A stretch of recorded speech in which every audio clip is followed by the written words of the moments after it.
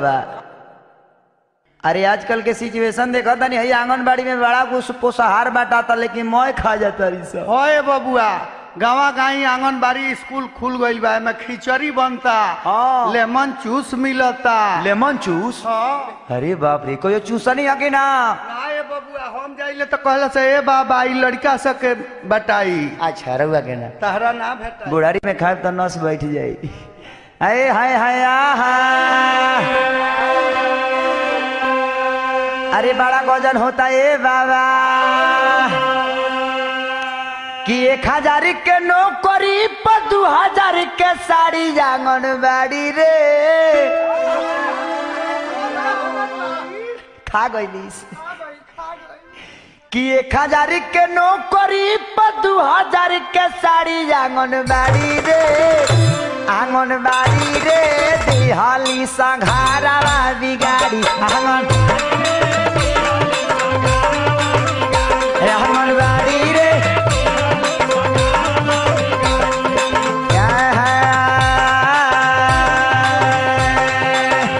ऐसा का होता हो 1000 के नौकरी पर 2000 के साड़ी आंगनबाड़ी रे, 1000 के नौकरी पर 2000 के साड़ी आंगनबाड़ी रे, आंगनबाड़ी रे दिहली सघारा बिगाड़ी आंगनबाड़ी रे,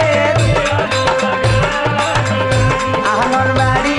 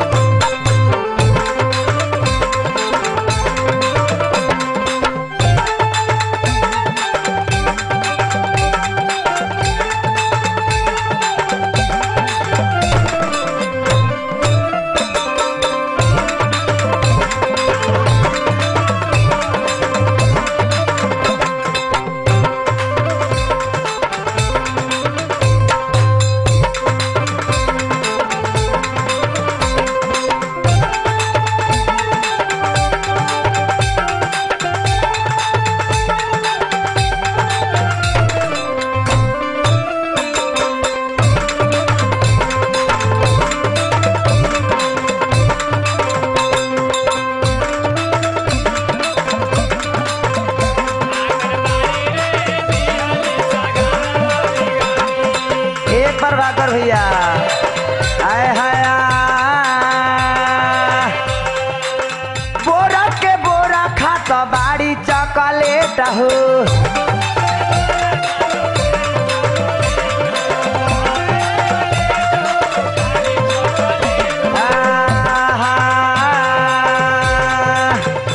ए बाबा और का होता देह गाता राता चिकन भहिल जाता पेट हो,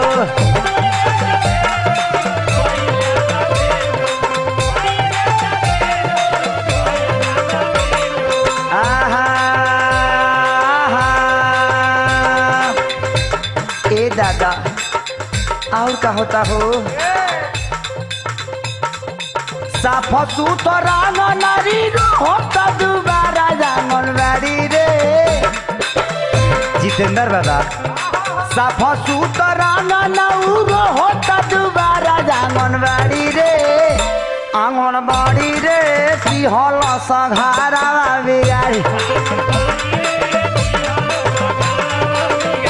आंगनबाड़ी रे दिहाला सघारा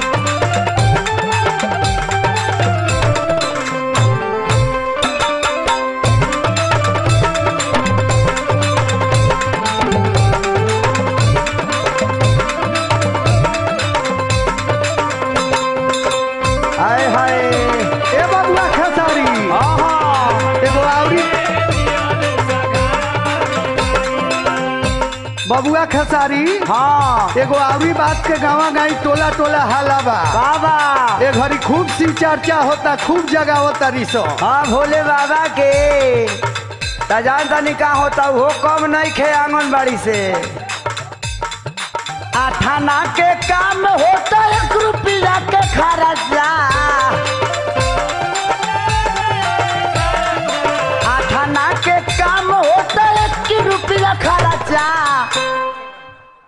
ए बाबा उमेश भैया, उमेश भैया हो भाऊजी के ले गोल सीवा चराचा। मोहित भैया हो भाऊजी के ले गोल सीवा चराचा।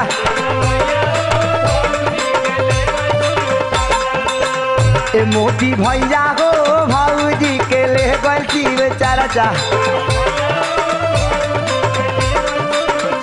आंगनबाड़ी रे दिहली सा गहुआ बिगाड़ी।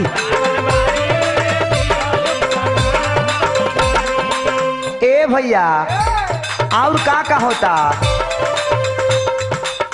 पूरा पसहार खाता बाड़ी ई अकेला।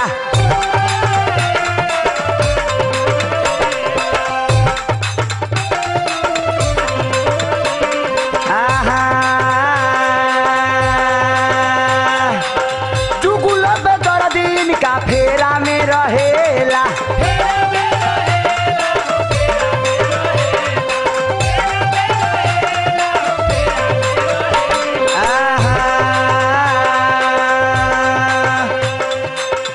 ए महेश भैया सुबोध हो बड़ा गजन होता। पवन महेश लाइन मारे लेके सारी आंगनबाड़ी रे।